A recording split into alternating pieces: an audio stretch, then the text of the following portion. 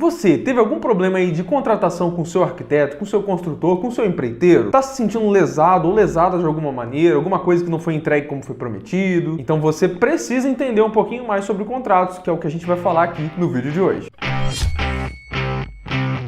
Fala pessoal, tudo bom? Esse vídeo é um pouquinho diferente dos vídeos aqui do canal. Eu chamei aqui um aluno lá do meu curso, o Daniel, que ele é advogado, especialista aí nessa parte de contrato, para fazer aqui um apanhado geral com a gente sobre o que é contrato, como que você pode se proteger, como que você pode evitar dor de cabeça aí nas suas contratações, com arquiteto, com construtor, com empreiteiro, que eu ia dividir essa aula só com os meus alunos lá do meu curso, mas eu achei que é um conteúdo tão relevante que eu quis trazer aqui para o canal para vocês. Então é um vídeo um pouquinho mais extenso, tem muita informação. Assiste até o final, assiste aos poucos, assiste hoje, assiste amanhã se você não puder ver tudo de uma vez, mas não deixe de assistir porque eu tenho certeza que vai te salvar de muita coisa aí na sua obra. E eu deixei aqui embaixo também na descrição os contatos do Daniel, caso você queira tirar alguma dúvida de algo que vai ser dito nessa aula. Então não esquece de deixar um like aqui no vídeo, isso ajuda muito o nosso trabalho aqui, de se inscrever no canal também, por favor, e boa aula para vocês. Fala pessoal, tudo bom? Vamos começar aqui uma aula hoje muito especial aqui com um amigão aqui, o Daniel Krembil. Eu acertei o sobrenome dele.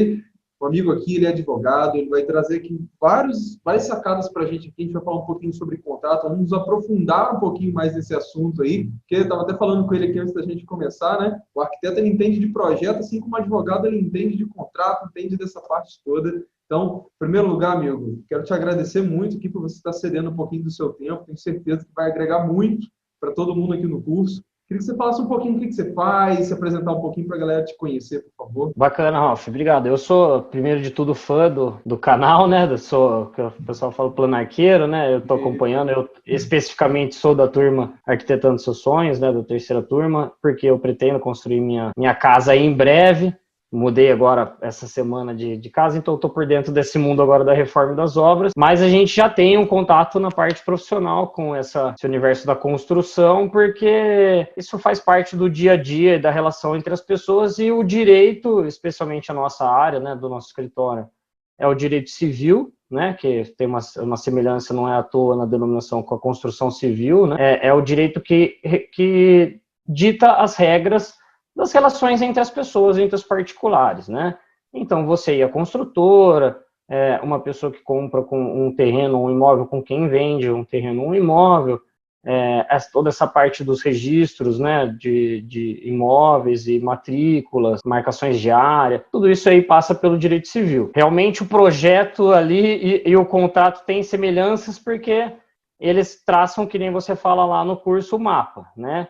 E qual é o mapa que o contrato traça, ao meu ver, né, ao nosso ver? É o mapa do qual caminho que segue quando existe algum problema ou alguma situação, ou até uma previsão de algo que não necessariamente seja um problema, como aquilo deve funcionar lá no futuro, a hora que chegar a hora. Então a gente tem um estigma muito grande aqui no Brasil como um todo, né, em relação à cultura, e vem muito de filme, de novela, né? Isso é como a gente acaba formando opinião, de certa forma, sobre algumas questões, de que o advogado, ele tá lá para quando tem problema, né? Quando a gente tem uma dor de cabeça, uma briga, um processo, e todo aquele drama, né?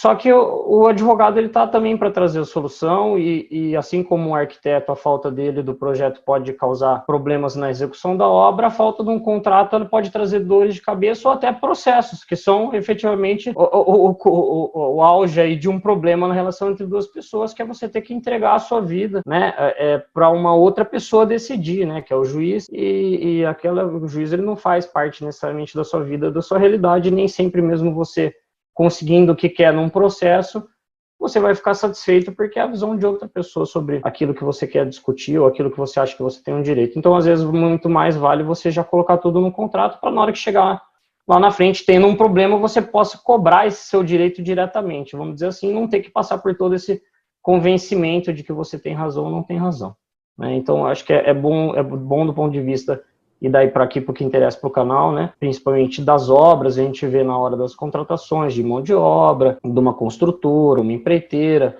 a compra de um imóvel na planta, a compra de um imóvel pronto. Todas essas situações envolvendo imóveis exigem um planejamento, né, pessoal, mas também recomendam uma prevenção do ponto de vista legal. Eu acho que os contratos, eles servem para você também se prevenir, principalmente. Eu vejo as pessoas, Daniel, terem uma dificuldade muito grande, né, em relação ao contrato. Primeiro, elas não têm uma visão clara do que tem que ter dentro de um contrato. Eu vou pedir assim, até antes, eu tenho umas perguntas aqui para eu fazer para você, que até os próprios alunos mandaram, mas eu queria, antes de mais nada, assim, se você pudesse dar uma pincelada. Eu sei que você já deu aí um apanhado geral, mas o que as pessoas têm que ter, assim, como prioridade quando elas têm um contrato? Olha, isso aqui, esses pontos tem que ter no meu contrato, senão esse contrato, às vezes, tá vago demais, está vazio demais. Tem alguma coisa que as pessoas podem se preocupar logo de cara, assim? Tem algumas questões que são da técnica de redação contratual, que a gente aprende na faculdade, né? O direito, ele tem esse juridiquês, né, que a gente fala, que é esses termos técnicos que, na hora que você vai traduzir para o leigo, dá para simplificar, né? Mas o contrato, ele tem boas técnicas, ele tem algumas medidas, alguns macetes, vamos colocar assim, que impedem algumas dores de cabeça lá para frente. Não usar termos vagos, né? Coisas genéricas. A gente já viu, inclusive a gente teve um exemplo bem claro aqui no escritório de um contrato de construção, né? E o contrato, ele é simplesmente assim, vou entregar a sua casa construída, perfeita, ótima, acabada. Ótimo, todo mundo lê aquele contrato e fala, maravilha, é o que eu quero ter uma casa perfeita e bem acabada e construída, entregue, né, para morar. Só que deu problema, vários problemas na obra, né, e várias questões com material, com mão de obra que interrompeu a prestação de serviço na metade, e tinha essa construtora. Depois tem uma discussão do que a construtora é responsável, o que ela não é responsável. Aquela mão de obra ali não fui eu que gerenciei, eu não tenho responsabilidade pela... E o contrato, ele era bastante genérico. Uma casa perfeita é algo que é um pouco utópico ou um pouco incerto, né, minimamente, né? Pode existir a casa perfeita, mas sem você especificar o que você tem por definição como algo perfeito, ou o que contém nessa casa para que ela seja considerada perfeita e acabada. Então, eu queria que ela tivesse aquecimento, ter uma casa linda, incrível, bem estruturada, bem acabada, revestida, mas não tem o aquecimento. Para você, ela vai ser perfeita? Não, mas no contrato não falava aquecimento, né, um item específico. Então, assim, vale, assim como eu sei que é um mote do canal também, valorizar o sonho, né, e contratar o arquiteto, o advogado, ele tem essa semelhança também com o arquiteto nesse ponto também, tem outros pontos de semelhança, mas é no sentido de que você, às vezes, se faz se evita uma certa preocupação prévia, mas a dor de cabeça lá na frente é muito maior. Então, primeiro, o que eu acho que tem que ter num contrato? Primeiro, um advogado, né? Primeiro ponto, vamos responder mais objetivamente a pergunta, né? Tem que ter um advogado, porque existe, assim como em todas as outras áreas, em maioria das áreas, existe modelo de contrato no Google, e é possível, às vezes, a pessoa ter um maior ou menor conhecimento aí na experiência dela de vida, que ela se sinta apta a redigir, de certa forma, um contrato em cima do modelo, mas existem nuances, existem questões que a pessoa que não tem uma visão mais global das leis e do o que a gente chama, né, o arcabouço jurídico, o que envolve aquela discussão, aquele mundo de relações, seja então na construção, num plano de saúde, é outro universo. Se você vai falar de leis de trânsito, então cada espectro do direito, cada gama de discussões tem um conhecimento específico. E o contrato, assim como o direito, né, o contrato, ele é uma lei entre as partes. Então, o que você está fazendo quando você faz um contrato é dispondo quais são as vontades de uma pessoa ou de um lado, né, de um grupo de pessoas, e quais são as vontades de outro grupo de pessoas, e como elas chegaram num acordo, e ditando esse mapa da mina mesmo, essa estrada que deve ser percorrida em cada etapa da execução do contrato, assim como é na execução de uma obra. Então tem as contraprestações, um entra com o dinheiro, o outro com o trabalho, às vezes um entra com o dinheiro, mas tem que dar informações, tem que dar elementos, tem que dar material, né, e o outro só a mão de obra. Então, cada contrato, ele vai ter sua particularidade, por isso que é perigoso a gente, às vezes, ir no modelo lá no Google, né, e tentar improvisar, né. É importante ter um respaldo profissional, ter uma estrutura, que eu quero uma escada que seja do tal tipo, tem que ser suspensa, sem um apoio ali aparente numa coluna, uma estrutura. É interessante você falar, por que existe porta-camarão, telha-sanduíche? Isso não necessariamente para depois para um advogado, um juiz, na hora que você tiver numa discussão judicial por algum problema, eventualmente no processo, vai saltar aos olhos e até ele é porta-camarão, a pessoa já vai saber qual o problema, tem um problema do dobradiça do meio, você já sabe que é um porta-camarão, pronto, ela dobrou para ter um problema ali. Quando acaba fala porta-camarão, ele vai ter que olhar, então às vezes um parênteses, ele porta-camarão, porta com 2 folhas, uma dobradiça, eu não sei descrever exatamente, mas pede ajuda daí para o arquiteto que ele vai saber te especificar um material, né? Ou eu quero um piso com atérmico, que tem um coeficiente lá de temperatura, de troca de temperatura X, porque eu queimo o pé muito fácil na beira da piscina. Bom, você precisa especificar isso no contrato, não adianta você falar de forma genérica, né? Piso de piscina. Tem piso de piscina que escorrega mais, piso de piscina que escorrega menos. Então, se você busca na parte da construção um bom contrato, é um advogado, termos claros, específicos, personalizado para aquela sua obra, para aquela sua necessidade possível, porque aí você traz o mais próximo às regras para o seu campo de jogo, né, ou do profissional também, e tem esse equilíbrio, que os dois têm responsabilidades e os dois têm obrigações e os dois têm direitos, né? Então, tem que ficar algo equilibrado. Porque, do ponto de vista do construtor, da empreiteira, ele evita que, eventualmente, ele seja questionado na justiça lá na frente. O proprietário, quem está construindo em regra, ele é um consumidor pela lei, né? Então, ele é protegido pelo Código de Defesa do Consumidor no geral, porque ele não entende de verga contra verga, viga, coluna. Isso quem tem que saber é o construtor, né? E ele, em regra, se ele está falando aí, às vezes, em contratar um imóvel na planta com uma construtora de renome, aí, multimilionária, ele também é muito inferior na parte de capacidade financeira, né? Então, ele tem certas que a gente chama hipossuficiências, né? Ele tem algumas fraquezas quando ele é colocado de frente numa briga, numa contenda judicial com uma empresa, né? Com uma construtora. Ele não entende, não tem informação, ele não tem tanto recurso financeiro, né? Ele não tem conhecimento técnico. E então, assim, isso tudo traz uma série de proteções, né, de facilitações que a lei... Então, do ponto de vista do profissional, né, do arquiteto, do construtor, também é importante ter regras muito claras e é bom para todo mundo, né, porque ninguém fica à mercê da incerteza no futuro de quando vier a ter um problema, né. Eu acho que uma das maiores dúvidas que eu vejo, tanto lá nos inscritos como nos alunos aqui do curso, é justamente saber o que tem que receber, né? Por exemplo, aqui no curso eu ensino para vocês essa questão de escopo, o que tem que ter dentro de um projeto, quais são os tipos de empreitada, essas coisas todas. Então, assim, os alunos aqui do curso, eles estão com uma visão até muito mais clara do que eles vão contratar e mesmo assim ainda ficam com receio, né? Qual o seu conselho para essas pessoas que vão contratar um empreiteiro, vão contratar até mesmo um arquiteto? Será que vale a pena procurar um advogado antes e esse advogado se inteirar desse processo para guiar essa pessoa na hora dessa ação? O que você orienta?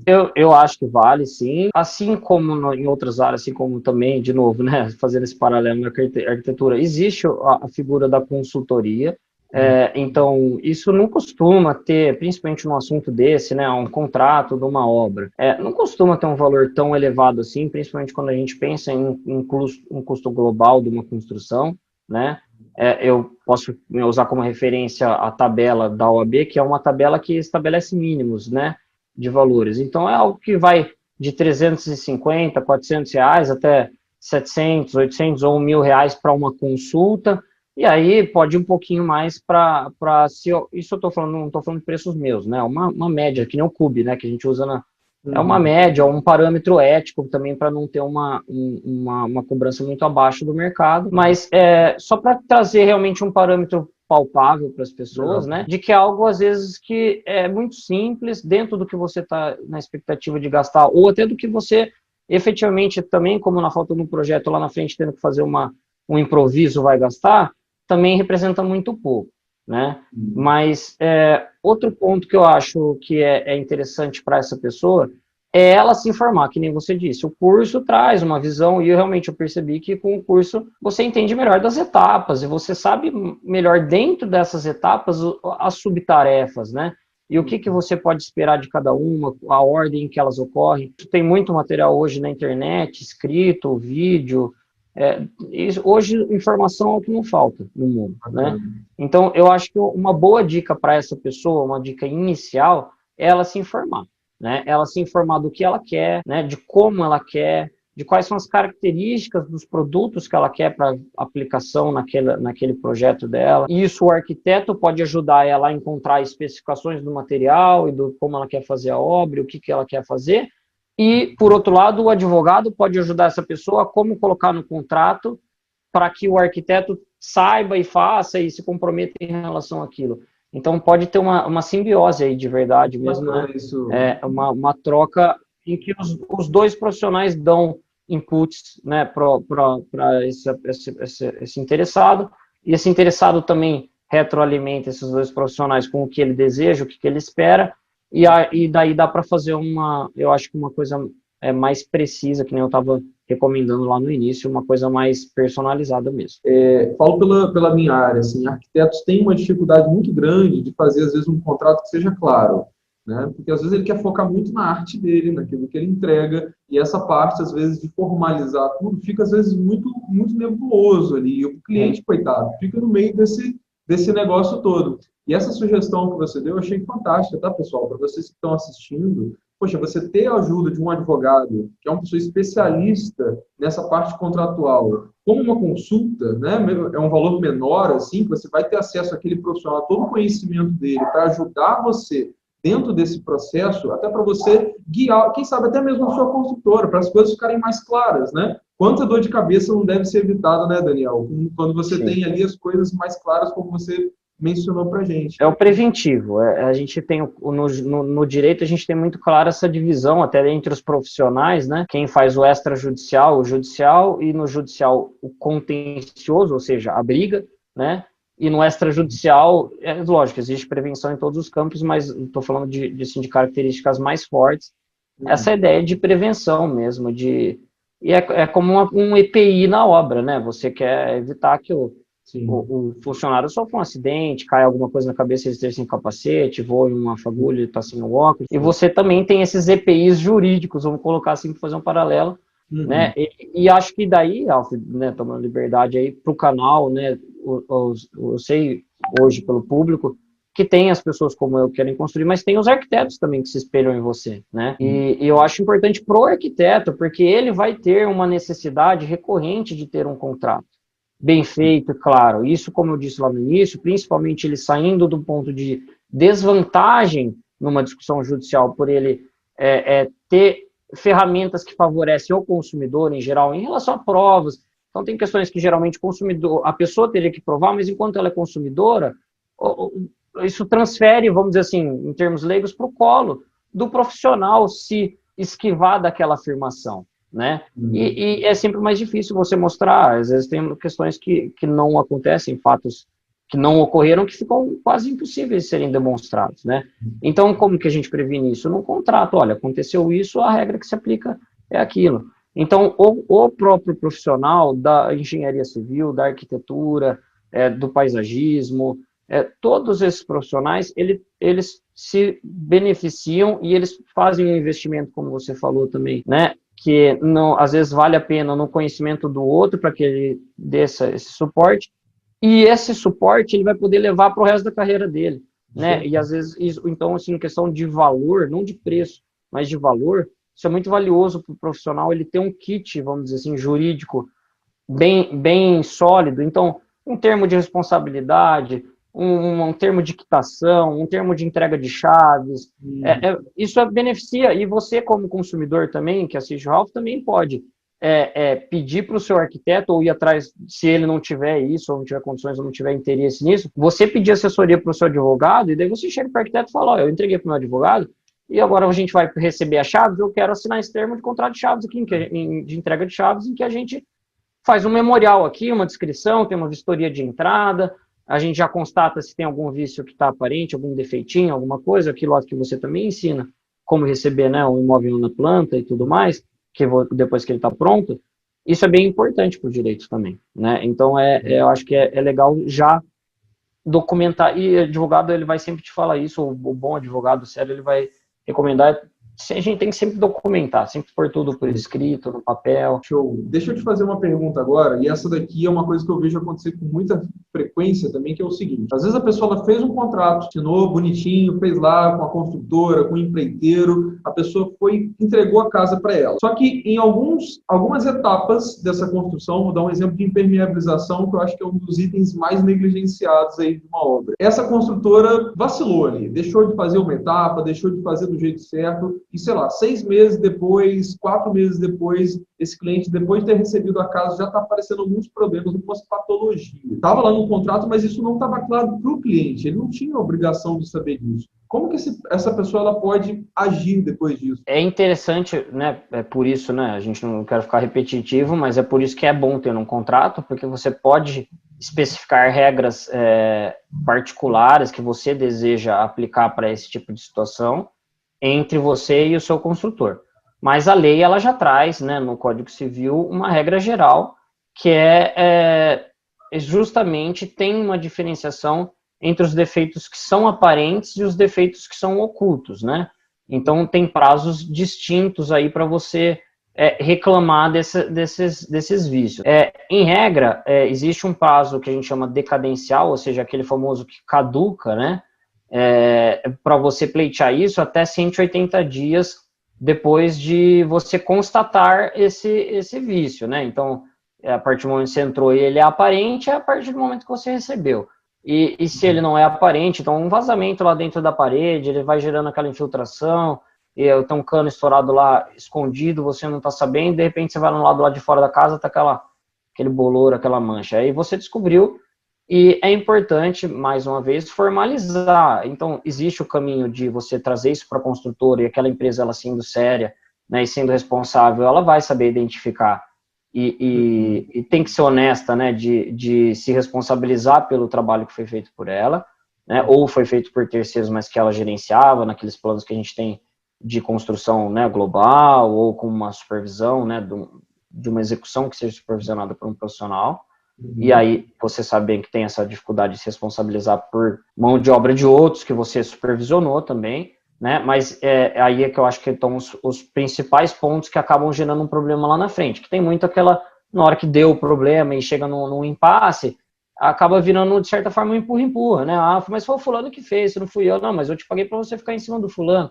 Então, assim, esses pontos talvez sejam legais, por exemplo, de num contrato serem detalhados. Olha, mesmo o fulano fazendo, você é responsável. Bom, não tem mais discussão. Essa conversa com o construtor, então, logo de imediato, o tempo é curto, né, de certa forma, registra essa insatisfação, manda por escrito, não atendeu, tem uma resistência, está tendo impasse, documenta isso também, procura um advogado, daí nesse ponto eu acho que já é legal você envolver um auxílio técnico da parte jurídica para ter uma notificação, né, faz uma notificação por correio, por cartório, extrajudicial, também para documentar a inércia da outra parte em resolver aquele problema, eventualmente, né, se ela existir, e aí não dando nada disso certo, e efetivamente é como uma garantia, né, a questão é que como é um bem muito mais durável, não é ali um eletrônico, em regra você tem 3 meses pela lei, as pessoas dão mais um período, vira aquela garantia contratual de 1 ano, que é a praxe, né,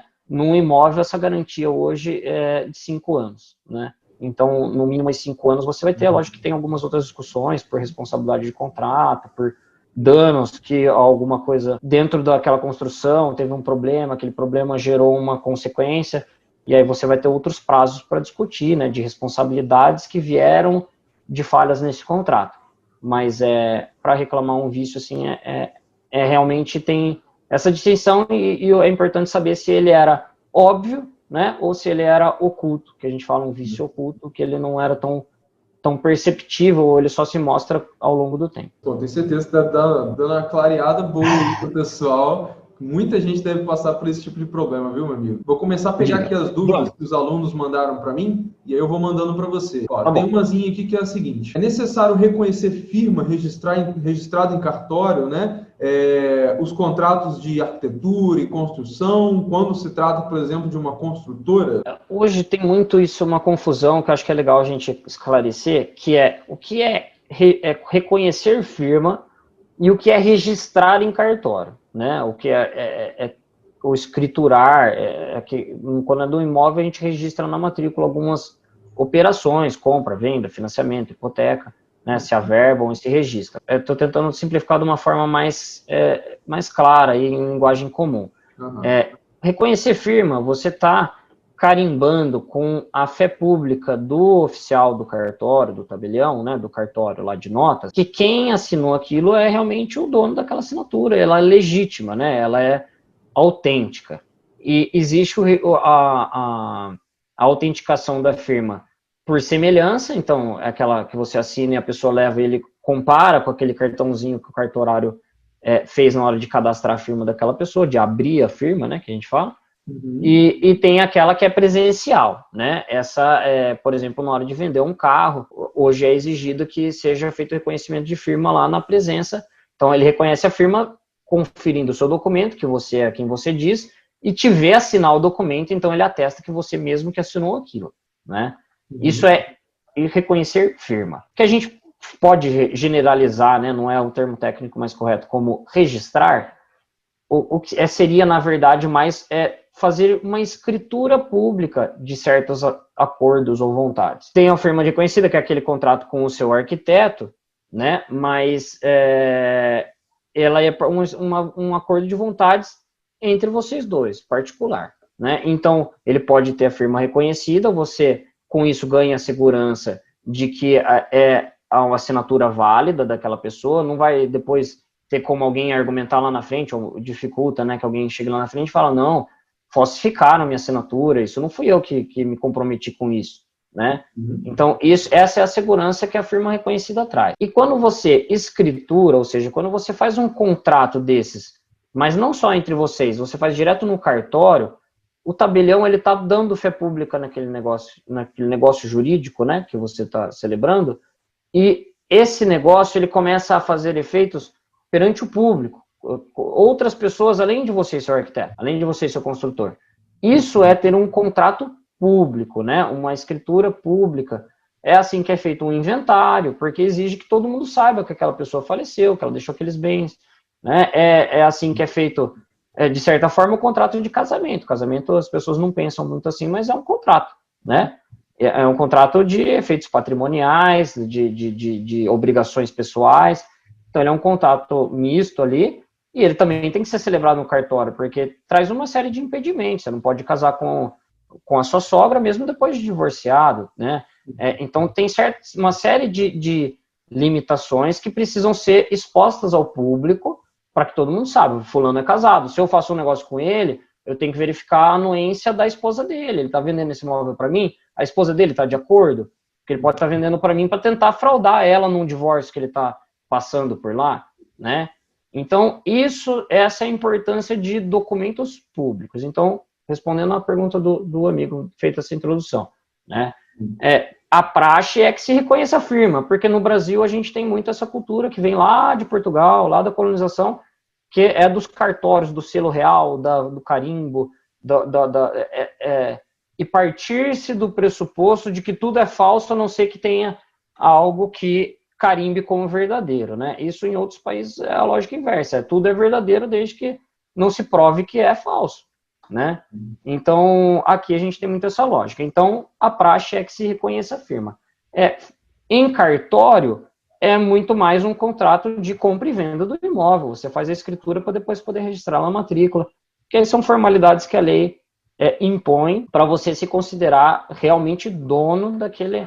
Às vezes as pessoas estão com a chave, moram há anos e tudo mais, mas não registram lá o contrato. Tem aquele contrato que a gente chama de gaveta, né, que a gente ouve falar muito. De gaveta por quê? Porque ele está na gaveta do seu escritório, ele não está lá no cartório para todo mundo tomar conhecimento de que ele existe. É por isso que ele tem esse apelido. Mas, em regra, um contrato com um arquiteto não exige que você registre isso em cartório.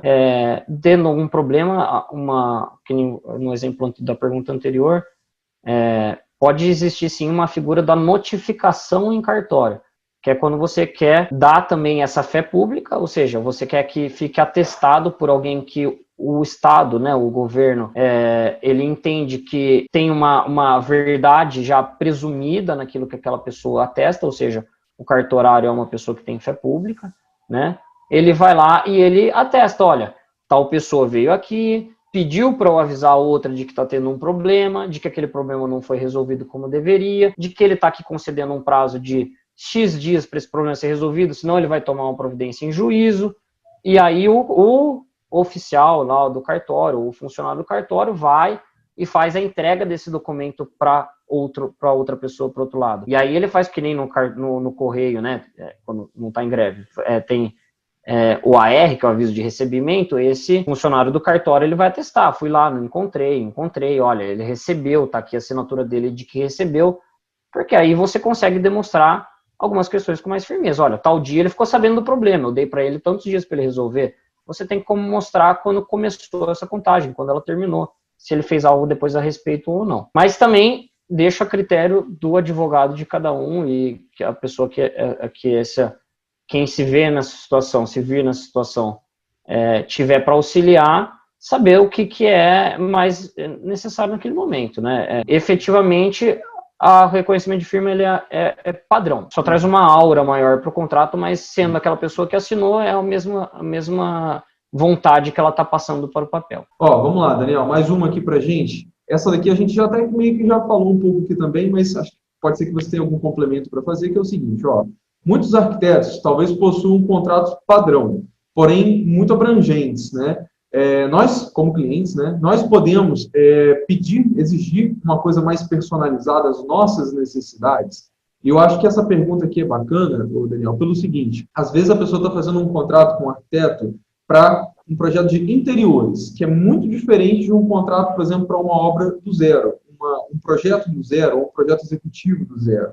Então, eu acho que a pergunta dessa pessoa que está meio que pautada nisso. Eu acho que até um pouco do que você já falou, né? De talvez ter auxílio de um advogado para dar uma consultoria em cima disso daqui. Né? O que você acha? Sim, o que a gente vê é assim, que os profissionais que já se preocupam com isso já têm um contrato padrão, né?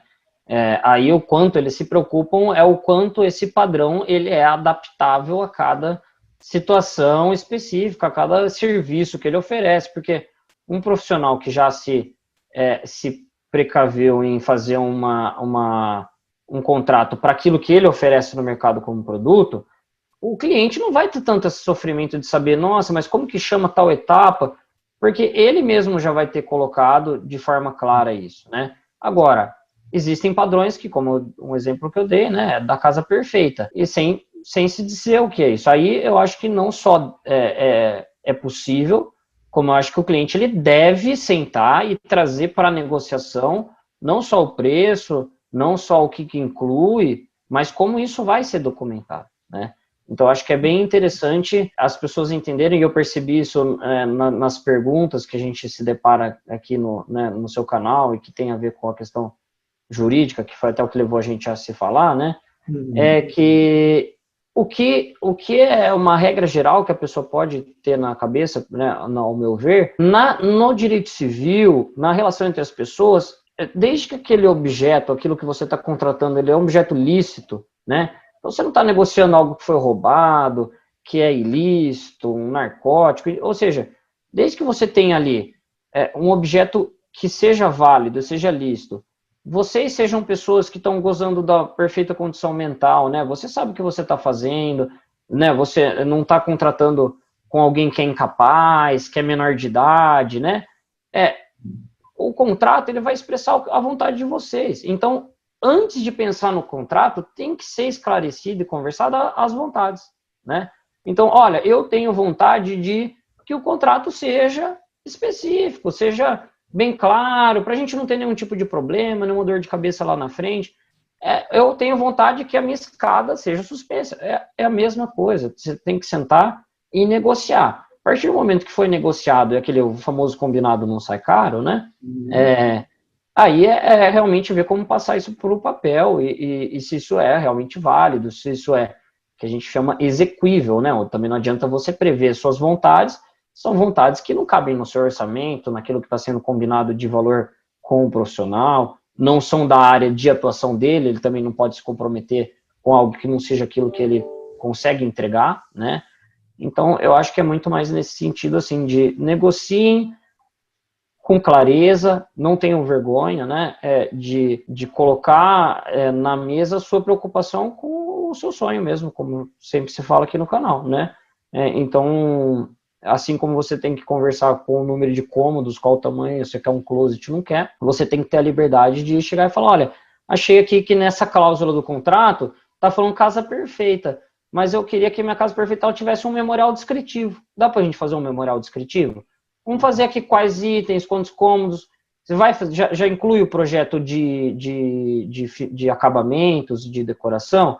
Especifica aqui o porcelanato, qual o tamanho, de tal a tal tamanho, porque eu não quero ele muito pequeno, então eu queria que tivesse de 60 a 90 centímetros. Você já consegue especificar questões ali, né, no contrato. Então, não tenha vergonha de pedir para que o contrato seja completo, e se tiver algum tipo de resistência, né, porque às vezes tem isso, como eu falei, da cultura, falar, eu tenho um advogado meu aqui que está me ajudando, que ele me sugeriu por isso um contrato. A pessoa às vezes já torce o nariz, fala, nossa, advogado é problema, hein, vai dar briga, isso, cliente de problema. E não é, gente, é quem consegue chegar lá e colocar e falar assim, olha, aqui é tão fácil resolver antes do problema acontecer, depois que já aconteceu, dificulta, né? Verdade. Então, sentem e conversem e tirem dúvidas, perguntem para o arquiteto, perguntem como colocar isso, né, no documento, o nome das coisas, quais são as propriedades daquele ou daquele outro material. Eu acho que as pessoas não podem ficar cheias de dedo na hora de se resguardar,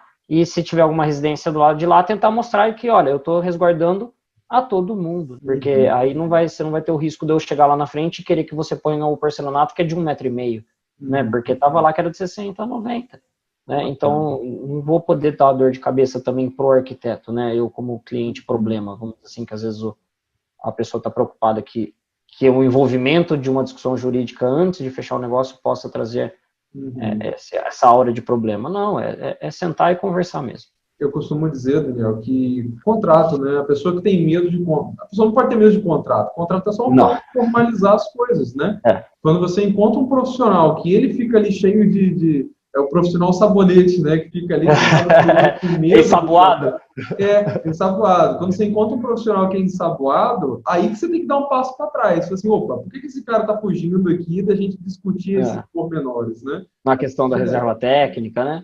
Por exemplo. Exato. Então, assim, acho que a gente vê isso como... E tem pessoas que põem no contrato, e daí isso é mais uma prova daquilo que eu acabei de comentar, né? De que também não é... O papel, ele aceita tudo, né? Você pode escrever o que você quiser no papel, né? Mas nem tudo que você coloca lá está correto, é possível, é ético, né?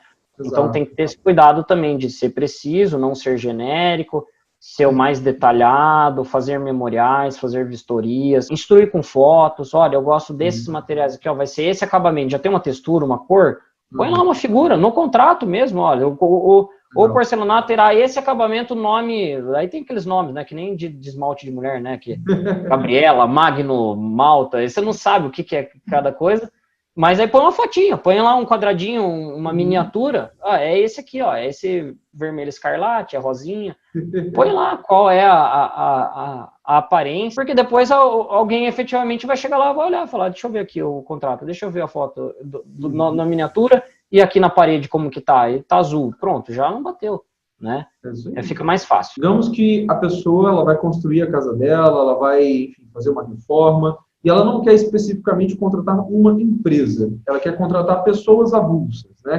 Contratar prestadores de serviço. Às vezes é um pedreiro, às vezes é um pintor, às vezes é um gesseiro, e talvez essa pessoa ela não tenha ali, talvez, formalizado esse contrato, uma forma de, até mesmo de prestar isso para o cliente. Ela talvez não está até nem acostumada a fazer dessa forma tão formal.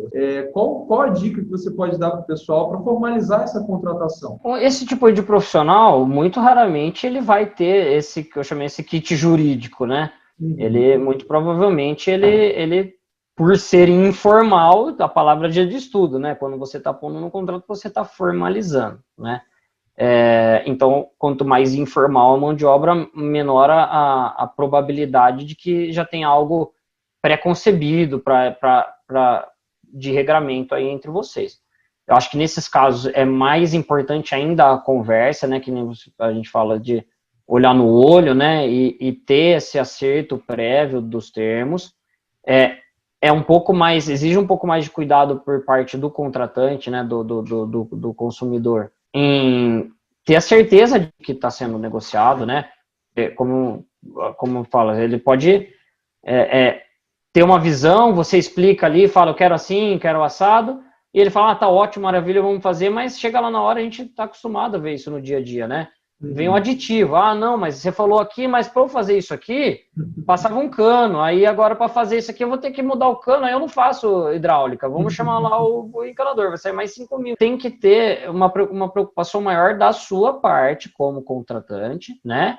De se planejar no que você pretende fazer, ver se a pessoa realmente entendeu. Se estourar esse cano, o senhor já vai se responsabilizar, né? Se tiver que fazer essa alteração e passar um cano ali, o senhor mesmo consegue fazer esse desvio ali daquela instalação hidráulica, ou vou ter que contratar um profissional à parte? Vai exigir uma cautela, sim, maior, mas também, da mesma forma, é recomendável que se coloque no contrato. A pessoa ela pode ser simples, ela pode ser leiga, né, muitas vezes, mas ela entende, em regra também, a gente espera que você esteja procurando um profissional que entenda daquilo que né, ainda que ele seja leigo em termos técnicos, mas que ele seja um profissional sério e tudo mais. E ele sendo sério, eu acho que vai de você, mais uma vez, ter muito claro o que cada um espera, o que cada um é capaz de entregar, e aí colocar isso num documento e prever algumas formas, eu acho que isso vão ter outras perguntas nesse sentido, formas de tornar aquele contrato coercitivo, vamos colocar assim, que é uma palavra um pouco mais complicada, mas assim, ele é mais fácil de ser imposto contra outra pessoa. Aí ele dói no bolso, né? Geralmente a gente fala. Tem uma multa, tem uns juros, tem um atraso, tem um desconto no pagamento de uma etapa final de acordo com o período de atraso na entrega, né? Existem diversas formas aí de trazer ou garantias, ou condições, né, ou termos específicos, cláusulas punitivas, né, ou gratificativas, que é o oposto do punitivo, que gratifica, tu pode ter um bônus, olha, você conclui minha obra, ela fica bem acabada, e se você fizer aqui em 2/3 do tempo, eu te pago tanto a mais, né, então também pode ter um bônus. Então, essas previsões você pode fazer com o seu profissional informal também. Aí vai exigir um pouco mais dessa cautela e vai exigir um pouco mais de jogo de cintura, né? De conversar com essa pessoa, de falar a mesma língua que ela, de se acertar e dela também, e conseguir mostrar para ela também que aquele contrato é algo bom para ela, porque também traz algumas seguranças. Acontece que, e aí eu acho que vai de cada um ter esse filtro, tem profissionais, né, informais que também são ensaboados, né? Mas aí você já pode também suspeitar de que ele tem um hábito de atrasar, de que ele não está concordando de prever por etapas o pagamento, porque muito provavelmente ele está precisando do dinheiro, recebe, mas não necessariamente ele vai se comprometer com a sua obra, ele pode amanhã achar uma outra, começar lá, receber valor de lá também e não dar sequência, que a gente vê no dia a dia, né? Quando a pessoa chega aqui no escritório para falar, olha, minha casa tá lá, tá cheia de rachadura, tá com infiltração, e a pessoa sumiu. É isso que aconteceu, né? Não tem às vezes faz um depósito, deixa um valor do depósito segregado, olha, esse dinheiro aqui já não tá mais comigo, vamos deixar ele numa conta X, e a hora que acabar você levanta esse dinheiro, é um incentivo para a pessoa terminar, fazer bem feito e tudo mais. Então tem certos mecanismos que a gente pode inserir no contrato para ele ficar mais fácil de ser cumprido, e se não cumprir, ficar mais doloroso para quem não cumpre, ou seja, beneficiar quem espera que a pessoa cumpra, né? E prever também, às vezes, alguma recomposição, olha, prejuízos, né, atraso, a pessoa atrasa, por exemplo, comprando um imóvel na planta, atrasa a entrega pela construtora, a pessoa tem que pagar aluguel para morar numa outra casa, ela esperava que a partir daquele mês tal, ela fosse ter um lar sem pagar mais aquele aluguel, e às vezes a pessoa já se comprometeu em pagar aluguel e o financiamento, e aquilo tá trazendo um ônus ainda maior naquele momento, né? Hoje todo mundo em crise e tudo mais, então assim, existem essas nuances que são totalmente previsíveis, né? Nada disso é surpresa para ninguém, nada disso é imprevisto, é tudo fácil de se calcular com antecedência também. É bom, você que está assistindo a gente aí agora, uma das coisas que eu sempre recomendo até para os alunos aqui dentro do curso quando você pegar um contrato, dá uma olhada se tem uma cláusula penal dessa, assim, né?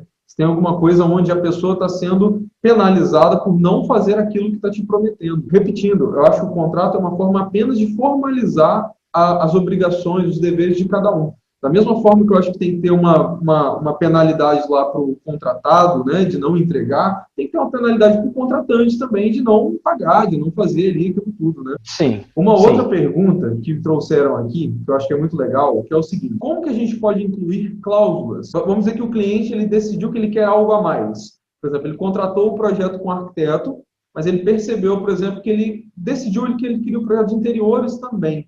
Como é que ele pode fazer esse processo para incluir esse serviço dentro de um contrato que já está fechado, ou com um construtor? Ô, senhor construtor, eu queria que você incluísse também essa parte da área de lazer, que eu não ia fazer agora, mas eu quero fazer agora. Como é que ele pode fazer esse processo num contrato?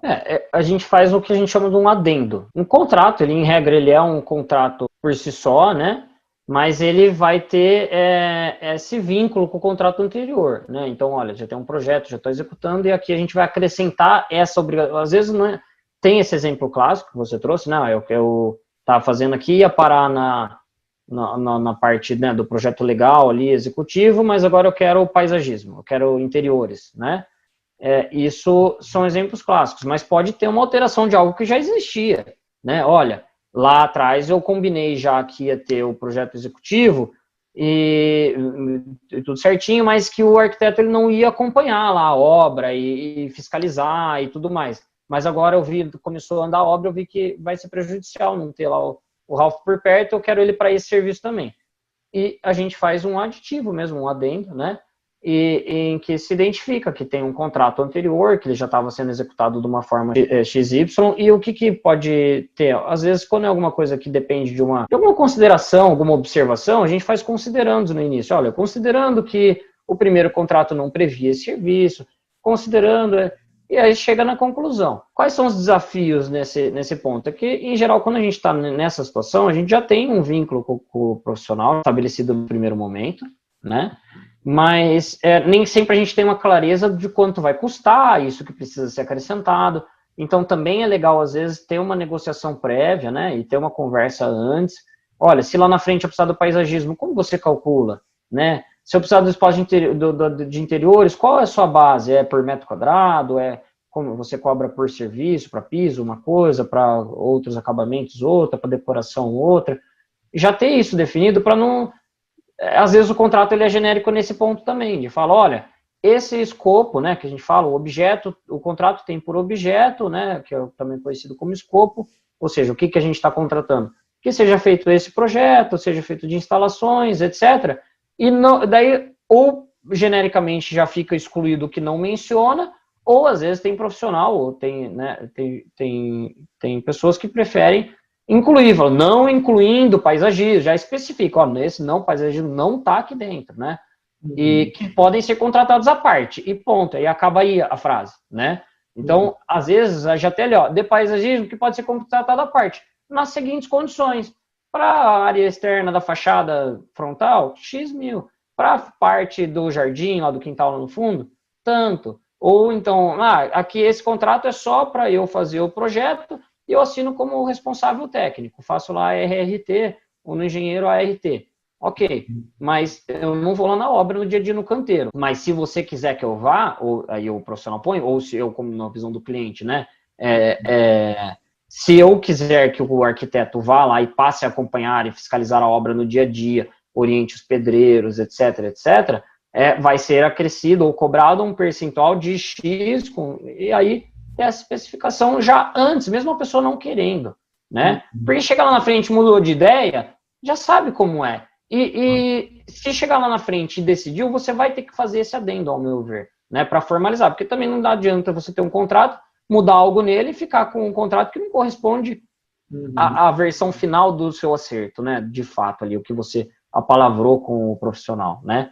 Então você vai ter que ter esse adendo de uma certa forma, querendo ou não, né. E aí, você tem um valor ali, já tá todo mundo sabendo. Chegou na hora, eu falei, decidi que eu vou fazer o paisagismo, o Ralph estava me cobrando aqui X mil reais para fazer, mas Ralph, eu vou fazer também lá do quintal, e daí fazendo os dois, da fachada e do quintal, não dá para você fazer tantos por cento a menos, ou X mil, né, um pouquinho menos? Não, concordo, põe no adendo outro valor, olha, lá tinha essa previsão, foi incluído aqui no escopo, chegaram as partes a um novo acordo de que o valor real final vai ser tantos mil.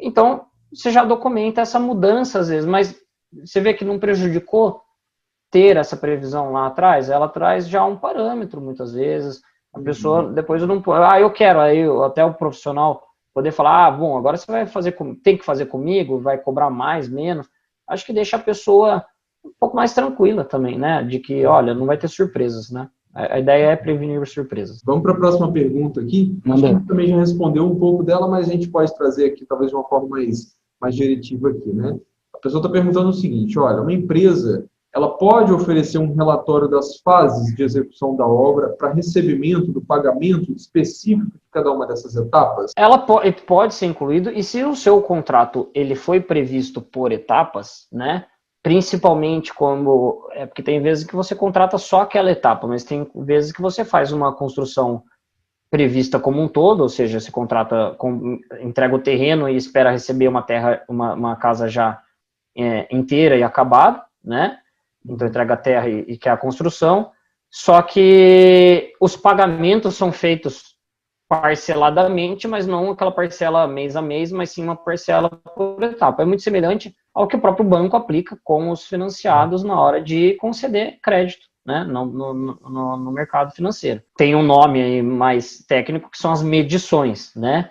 Então são feitas as medições, nada mais é do que a pessoa ir lá inspecionar e ver se você já concluiu aquela determinada etapa que te permite passar para um novo momento e muito comumente, seja da pessoa que está contratando para a construtora liberar um pagamento do serviço, mão de obra e material que foi contratado, ou do banco para o proprietário liberar mais uma etapa do financiamento que, em geral, reembolsa para o financiado o valor daquela etapa que já foi construída. Né? Então, é por isso que é importante também, às vezes a pessoa fala, vou financiar, né? É importante ter em mente que você vai ter que ter o caixa para dar um início na obra, né? Porque depois, na hora que você passa a primeira medição, essa primeira etapa, que também vai estar no contrato com o banco, e cada banco tem, eu acho isso, não tenho muita certeza, mas eu acho que isso inclusive é negociável ali dentro de cada banco, né?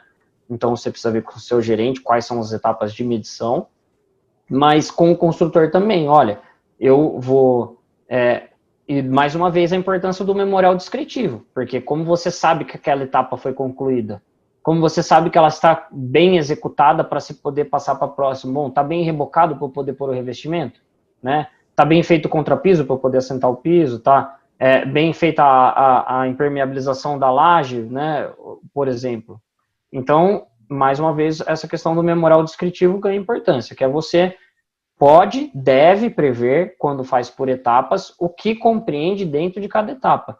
E aí você vai vendo que, se a gente somar tudo que a gente está na nossa conversa hoje falando que deve prever, fica um documento extenso, é normal. Ou às vezes a gente faz um documento mais enxuto e faz anexos, né? Para não confundir, não ficar aquele memorial cheio de bitola de parafuso, de resistência do concreto, da argamassa, de especificação do porcelanato, você destaca isso para uma tabelinha, né? Que seu arquiteto, muito provavelmente, ele já vai saber porque ele está indo atrás disso tudo para te propor e para inserir isso no projeto, né? Legal. E aí você coloca aí porque tem gente também que contrata um arquiteto e não necessariamente a construtora é vinculada ao arquiteto, né? Tem vezes que o arquiteto ele está dentro da própria construtora, aí talvez seja até mais fácil deles se conversarem ali dentro, né? E estabelecerem esse memorial para você, que você pode analisar, pode criticar, pode pedir alterações e tudo mais. Mas é interessante prever quais são as etapas, quando elas começam, quando elas terminam, e quais os materiais e as tarefas, vamos dizer assim, os trabalhos que devem ser executados dentro daquela etapa para ela ser considerada superada.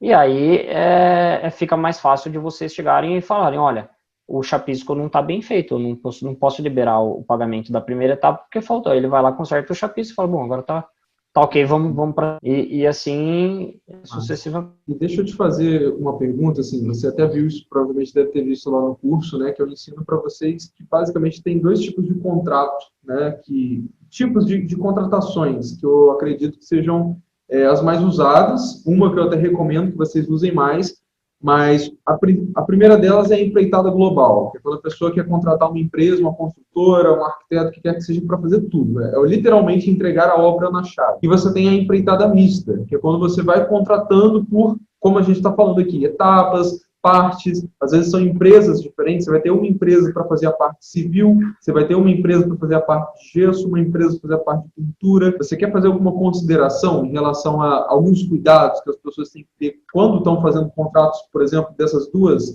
A primeira coisa que me veio em mente quando você estava descrevendo esse tipo de situação é se existe a figura daquele responsável, vamos dizer, geral, né? Então, aquele engenheiro que cobra X% de todos os gastos que você tem na sua obra para te auxiliar. Então, você comprou uma saco de areia, você vai pagar 10% do saco de areia para ele. Você contratou o gesseiro, você paga 10% do gesseiro para ele, né? É importante, se existe essa figura dessa pessoa, que ela participe desse contrato com cada uma ou dessas empresas, ou que se você faça uma coisa só, em que participem todos, né? Justamente para tentar evitar essa estanqueidade, essa separação. A pessoa fala, não, eu não tenho nada a ver com isso aqui não era do meu trabalho, né? Então, é legal você concatenar, se tem um responsável, uma responsabilidade de alguém que permeia todos os contratos, você alinhar um contrato com outro para a pessoa realmente se ver dona daquele problema como um todo, né? Eu também acho que a global, ela acaba induzindo, de certa forma, ou facilitando, isso eu digo na prática aqui, não é uma opinião pessoal minha, né? É uma preferência, pode ter um profissional advogado que prefere fazer de uma forma global, e aí ele tem os mecanismos dele para colocar isso também de uma forma bem documentada, é possível, não é impossível, né? Eu só não prefiro assim, porque eu acho que ele favorece, quando você faz globalmente, essa generalização. Quanto mais global, é um espectro muito maior, um guarda-chuva muito maior, você está colocando tudo embaixo daquilo, e aí fica mais difícil essa especificação, esse detalhamento, que é justamente o que afasta o duplo sentido, a dupla interpretação, ou um achou que era uma coisa, outro achou que era outra, aqui incluía isso, não incluía aquilo, mas não estava nem dito que incluía, nem que excluía. Então, eu acho também, quando você segmenta, você consegue ser mais fácil você trazer regras e obrigações específicas do gesseiro. Olha, tem que ficar lisinho depois, tem que passar a massa direitinho, tem que ficar com X tantos centímetros de distância, e você define aquilo que o gesseiro, ele tem que dar tem aqueles que prende, né, com araminho, tem um que é uma estrutura de ferro, mais tipo um steel framezinho mais robusto. Então, qual é o tipo que você vai usar? Agora, você põe lá na global, que vai ser uma parede, vai ter um forro, uma teto, vai ter um forro de gelo, vou fazer com 10, com 20, com 15 centímetros, o cartonado, o outro, o verde, que aguenta mais umidade, ou que não aguenta, né? Então, quando você especifica, você, de novo, consegue ir mais ao ponto e ser mais cirúrgico, vamos dizer, na descrição do que você espera que aconteça. E muitas pessoas me perguntaram o seguinte, Daniel, como exigir as obrigações trabalhistas, né, de um contratado? Como que deve ser, talvez, isso dentro de um contrato? Como que pode ter algum tipo nesse sentido no contrato das obrigações trabalhistas de alguém? Eu também, assim, eu preciso fazer uma ressalva, né, inicial, que eu sou da área civil mesmo, a parte trabalhista é um outro universo, tem regras próprias, eu sei muito, vamos dizer assim, a parte principiológica, o que a gente aprende na faculdade, né? O que eu percebo, né, de um ponto de vista de responsabilidade, quando você é dono de uma obra, né, você é o proprietário que está construindo, você acaba respondendo em certas situações solidariamente com o construtor. Um acidente, alguma questão que possa acontecer, ou então encargos, né, trabalhistas, ou aquela pessoa ser informal, ou, né, ter uma irregularidade ali no registro dela, uma carteira assinada, vamos dizer assim, né. Então, existem situações em que, se essa pessoa sofre um acidente, tem um prejuízo. Em regra, o que eu tenho visto aqui, né, da parte da construção civil, como eu disse, eu não sou especialista nisso, mas em regra o que eu tenho visto é que, em um primeiro momento, a praxe, vamos dizer, principalmente empresas grandes e tudo mais, buscarem responsabilizar a empresa, mas às vezes um acidente desse é o suficiente numa empresa menor, né, numa empresa familiar ali, tem uma coisa mais grave, é o suficiente para tirar a empresa do mercado, né? É um prejuízo grande, pagar pensão, alguém faleceu numa obra. Então, efetivamente, é importante você verificar a solidez da empresa, né? Faz uma busca, de novo, o advogado ele pode te ajudar com uma questão que é bastante simples, que é fazer uma busca de processos, pedir certidões de distribuição de processos, ver se essa pessoa já está sendo processada por outras pessoas, né? Na justiça trabalhista, você consegue ver se ele tem débitos trabalhistas, que ele já foi condenado a pagar e mesmo assim não pagou, se ele tem processos trabalhistas hoje correndo contra ele. Hoje é difícil, não dá também para você excluir da contratação um profissional que tenha uma empresa que tem algum tipo de dívida, que tem algum tipo de cobrança, porque isso é do dia a dia do empreendedorismo, né? Você tem um contrato que não dá certo, precisa ser discutido na justiça, isso vale para os dois lados. Às vezes a pessoa também está sendo processada e tem razão, foi processada injustamente. Então, por isso que é legal ter o profissional para te apontar daqueles problemas daquela empresa, quais podem te implicar, né? Então, assim, olha, colocar no contrato, a empresa demonstrar que está com as contribuições previdenciárias em dia, de que aqueles funcionários estão cobertos pelo INSS de uma forma correta, né? Porque aí tem regras específicas ali, olha, o construtor vai ter que arcar com o período de afastamento lá durante os primeiros X dias, depois essa pessoa não consegue voltar, teve algum tipo de sequela maior, uma invalidez, ela vai poder pedir licenças e, né, afastamentos e receber pensões por conta disso, desde que ela esteja bem registrada. Isso você pode pôr no contrato, sim, de que é obrigação da empresa demonstrar para você, prestar contas de que ela está, principalmente aqueles funcionários que estão operando na sua obra, estão segurados, tanto do ponto de vista do seguro social, que é do INSS, que é público, né? Mas a empresa ela também pode ter um seguro contra acidente de trabalho, ela pode contratar como uma seguradora. E aí eu acho que é a situação em que a pessoa tem um maior respaldo mesmo, que é, ela contratou uma empresa, essa empresa é sólida, ela tem funcionários que estão bem documentados, registrados, estão tendo recolhimento correto do INSS para serem segurados pelo INSS, pela Previdência Pública, e eventualmente, inclusive, tenham um seguro particular. Aí esse aí é o que está mais respaldado, porque você sabe que realmente só se você tiver culpa direta, você passou lá no andaime, chutou o andaime, a pessoa caiu lá de cima, aí você pode responder, né? Agora, se foi algo natural ali da obra, do dia a dia e da fiscalização e da própria construtora, você, como dono dessa obra, como proprietário, pode se sentir mais seguro, né? Mas é sempre na parte da empresa, verificar principalmente a solidez, a seriedade de quem você está contratando e, mais uma vez, prever no contrato o que você deseja em relação a esses temas. Inclusive, como a gente sabe que a justiça pode acabar responsabilizando o dono da obra por um acidente,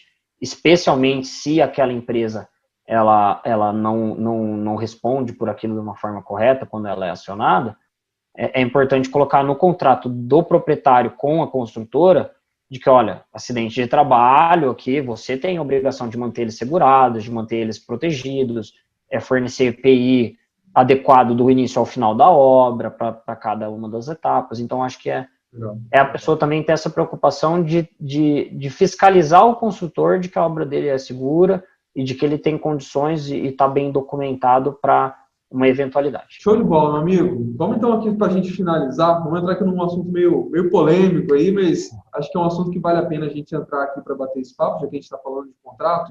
Nessa semana, lá no grupo dos alunos, algumas pessoas soltaram alguns trechos dos seus respectivos contratos com seus arquitetos. E alguns desses trechos estavam lá, até eu opinei, falei lá para o pessoal também, que os arquitetos eles estavam colocando tipo uma cláusula, alguma coisa assim, onde eles colocavam como se o cliente estivesse autorizando que eles recebessem uma comissão, por exemplo, de uma loja, de um fornecedor que eles indicassem. Sendo que, a galera que acompanha até no canal lá já me viu falando que o nome dessa prática é reserva técnica e isso não é certo. O nosso conselho de arquitetura, ele não aprova esse tipo de prática. Mas isso estava dentro do contrato, para o cliente assinar. Olha só, eu olhei para aquilo e achei um absurdo. Eu queria que você falasse um pouquinho disso, como é que o cliente ele pode se resguardar desse tipo de coisa, aonde que ele pode recorrer a esse tipo de situação. Colocar, foi o que eu disse, né? O papel ele aceita qualquer coisa. Não adianta querer colocar no papel questões que não são éticas, não são lícitas, não são legais, isso não vai trazer validade para elas, né? Então, me parece num primeiro momento, assim, quando você fez a pergunta, eu fui pensando, né? Que isso pode partir até de uma desinformação do profissional, né? Às vezes não ter um conhecimento tão a fundo, né, de quanto que aquilo que ele está colocando ali não é correto ou não é. Ele deveria saber, efetivamente, né, porque efetivamente são profissionais que exigem nível superior, e na faculdade, em geral, a gente tem um certo contato mínimo, a gente como advogado, médico, arquiteto, os profissionais autônomos e liberais, né, a gente tem conselhos que regulamentam a nossa atividade, né, e o advogado também tem um código de ética, tem o sigilo para guardar em relação aos seus clientes, as informações, tem responsabilidade sobre os documentos, e também tem coisas que ele pode e não pode fazer. Eu não posso ir e fazer um acerto diretamente com o cliente do outro advogado e pular ele, é antiético, né? E na parte da arquitetura não é diferente, tem questões, como você falou, da reserva técnica e de responsabilidade profissional que são específicas para a área de vocês, né? A reserva técnica é uma dessas, que é o que você explica lá, né? Que é a pessoa receber do fornecedor de material, da loja, né? Uma comissão. E, obviamente, ninguém paga do bolso a comissão, essa comissão está sendo cobrada indiretamente do consumidor, né? Isso está, com certeza, previsto no preço, ou até às vezes, dependendo, a gente viu lá, né? Tinha alguns que eram alguns planos de fidelidade, é quase uma milhagem para o arquiteto, né? Quanto mais ele voa na venda, mais ele viaja. Então, assim, aí ele vai voar com o seu dinheiro, né? Ele vai voar com o seu dinheiro porque ele vai comprar tudo mais caro, porque você vai ter uma comissão maior, você vai ter menos controle se aquela indicação de material ela é porque aquele material realmente é bom para você, é bom para sua obra, ter um bom custo-benefício dentro do que você está procurando, ou se porque naquele material a margem de lucro da loja é maior e a reserva técnica é maior, né?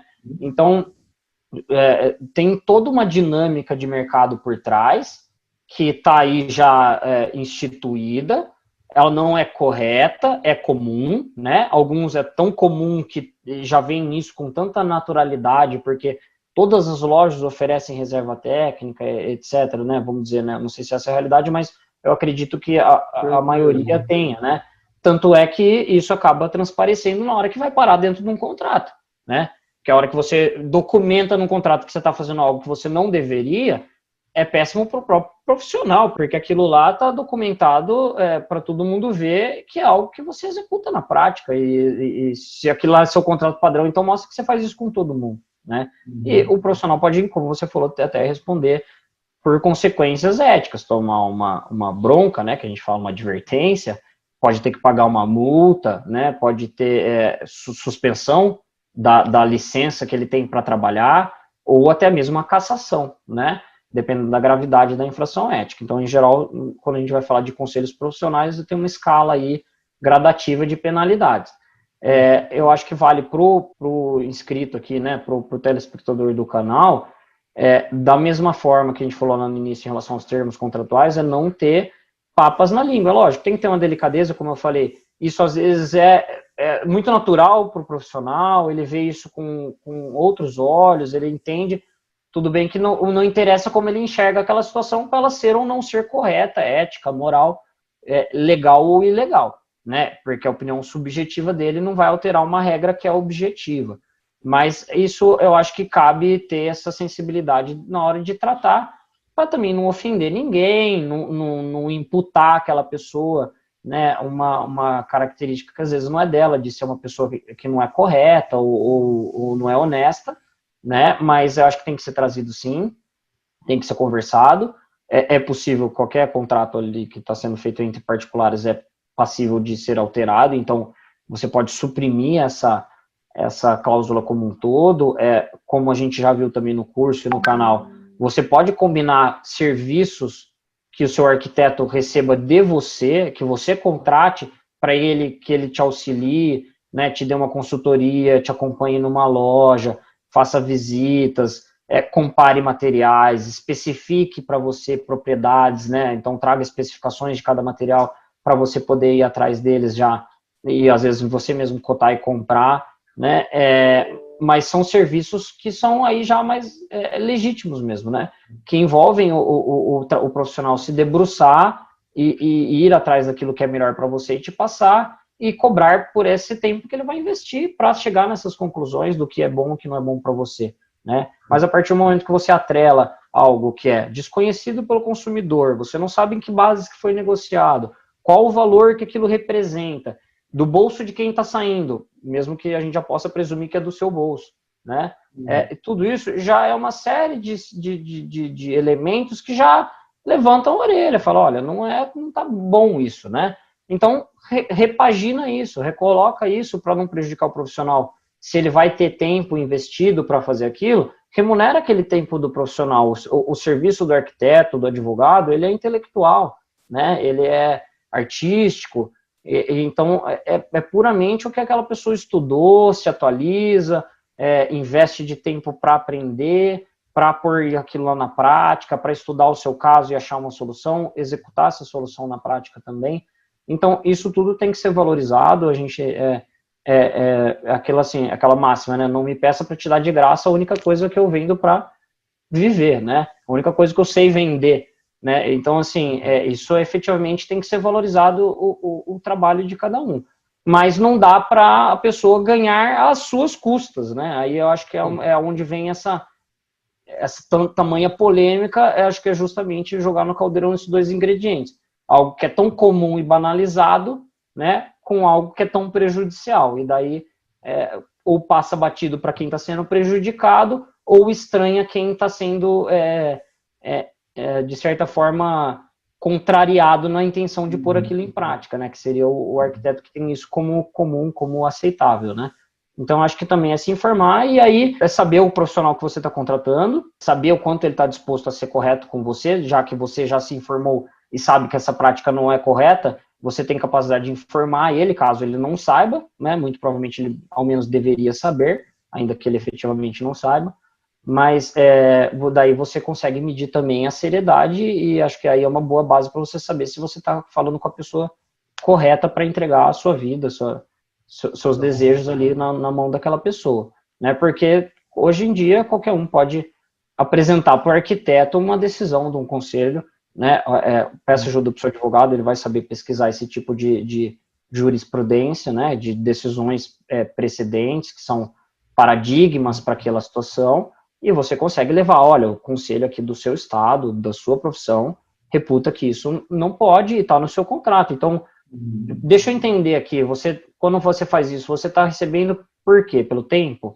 Então, vamos remunerar esse tempo, tá? Pela sua consultoria, pelas ideias que você vai dar, né? Então, vamos remunerar essas ideias.